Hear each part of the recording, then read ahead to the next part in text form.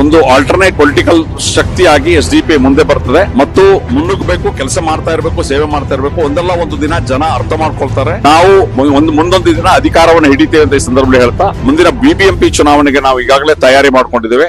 ಈ social democratic party of India ತನ್ನ 15 ವರ್ಷವನ್ನು ಪೂರೈಸಿ 16ನೇ ವರ್ಷಕ್ಕೆ ಒಂದು ಪಾಸಿಟಿವ್ ಪೊಲಿಟಿಕ್ಸ್ ಅನ್ನ ಮತ್ತು ಒಂದು ಸ್ವಾಭಿಮಾನದ ರಾಜಕೀಯವನ್ನ ಮಾಡ್ತಾ ಬಂದಿದೆ. ನಾವು ಇವತ್ತಿನ ಈ ಸಮಯದಲ್ಲಿ ಹೇಳ್ತಾ ಇರುವಂತದ್ದು 15 ವರ್ಷದ ಒಂದು ಸಾರ್ಥಕ ಪೊಲಿಟಿಕ್ಸ್ ಅನ್ನ, ಒಂದು ಸಾರ್ಥಕ ರಾಜಕೀಯವನ್ನ ಮಾಡಿದ್ದೇವೆ. ರಾಜಕೀಯ ಅಂತ ಹೇಳಿದ್ರೆ, ರಾಜಕೀಯದ ಡೆಫಿನಿಷನ್ ಅಧಿಕಾರವನ್ನ ಪಡೆದುಕೊಂಡು ಜನರ ಸೇವೆ ಮಾಡುವಂತ. ಆದ್ರೆ ಇವತ್ತು ರಾಜಕೀಯ ಅನ್ನೋಂಥದ್ದು ಯಾವ ರೀತಿ ಆಗಿದೆ ಅನ್ನೋಂಥದ್ದು ತಾವೆಲ್ಲ ಗಮನಿಸಿದ್ರಿ.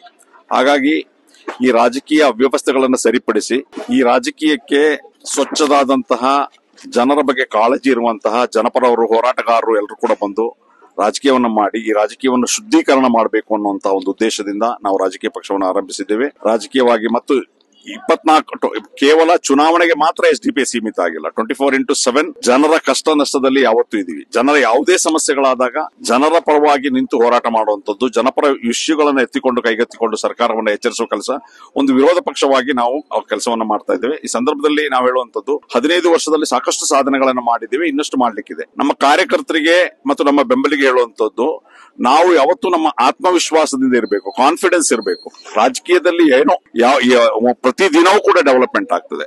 ಈಗ ಒಂದು ಉದಾಹರಣೆಗೆ, ಕಳೆದ ಬಾರಿ ಚಂದ್ರಬಾಬು ನಾಯ್ಡು ಅವರು ಕಳೆದ ಚುನಾವಣೆಯಲ್ಲಿ ಕಂಪ್ಲೀಟ್ ಅಟ್ಟರ್ ಫ್ಲಾಪ್ ಆಗಿದ್ರು. ಅವರು ಆನಂತರ ಜೈಲಿಗೆ ಹೋದ್ರು.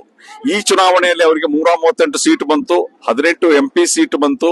ಅವರು ಮುಖ್ಯಮಂತ್ರಿ ಕೂಡ ಆದ್ರು. ಅದೇ ರೀತಿ ನೋಡಿ, ಈಗ ಇಂಡಿಯಾ ಒಕ್ಕೂಟದಲ್ಲೂ ಇಲ್ಲ ಅಥವಾ NDAಲೂ ಇಲ್ಲದಂತ ಚಂದ್ರಶೇಖರ್ ರಾವಣ್ ರವರು ಉತ್ತರ ಪ್ರದೇಶದಲ್ಲಿ ಅವರು ಗೆದ್ರು. ಅದೇ ರೀತಿ ಪಪ್ಪು ಯಾದವ್ ರವರು, ಅವರು ಕೂಡ NDAಲೂ ಇರಲಿಲ್ಲ, ಇಂಡಿಯಾದೂ ಇರಲಿಲ್ಲ, ಆದ್ರೂ ಕೂಡ ಗೆದ್ರು. ಅಂದ್ರೆ ರಾಜಕೀಯದಲ್ಲಿ ಎಲ್ಲಾ ಪಾಸಿಬಿಲಿಟಿ ಇದೆ. ಆತ್ಮವಿಶ್ವಾಸದಿಂದ ಮುನ್ನುಗ್ಗಬೇಕು, ಕೆಲಸ ಮಾಡ್ತಾ ಇರಬೇಕು, ಸೇವೆ ಮಾಡ್ತಾ ಇರಬೇಕು. ಒಂದಲ್ಲ ಒಂದು ದಿನ ಜನ ಅರ್ಥ ಮಾಡ್ಕೊಳ್ತಾರೆ. ಒಂದು ಆಲ್ಟರ್ನೇಟ್ ಪೊಲಿಟಿಕಲ್ ಶಕ್ತಿಯಾಗಿ ಎಸ್ಡಿಪಿ ಮುಂದೆ ಬರ್ತದೆ ಮತ್ತು ನಾವು ಮುಂದೊಂದು ದಿನ ಅಧಿಕಾರವನ್ನು ಹಿಡಿತೇವೆ ಅಂತ ಈ ಸಂದರ್ಭದಲ್ಲಿ ಹೇಳ್ತಾ, ಮುಂದಿನ ಬಿಬಿಎಂಪಿ ಚುನಾವಣೆಗೆ ನಾವು ಈಗಾಗಲೇ ತಯಾರಿ ಮಾಡ್ಕೊಂಡಿದ್ದೇವೆ. ಎಲ್ಲ ಜನರಿಗೆ ನಮ್ಮ ಕೋರಿಕೆ ಏನು ಅಂತಂದ್ರೆ, ಬಿಬಿಎಂಪಿ ಚುನಾವಣೆಯಲ್ಲಿ ಒಂದು ಉತ್ತಮವಾದಂತಹ ಪ್ರಾಮಾಣಿಕರಾದಂತಹ ಅಭ್ಯರ್ಥಿಗಳನ್ನ ಕೊಡ್ತೇವೆ, ಅವ್ರನ್ನ ಗೆಲ್ಲಿಸಬೇಕು ಅಂತೇಳಿ ಮನವಿ ಮಾಡ್ತೀವಿ.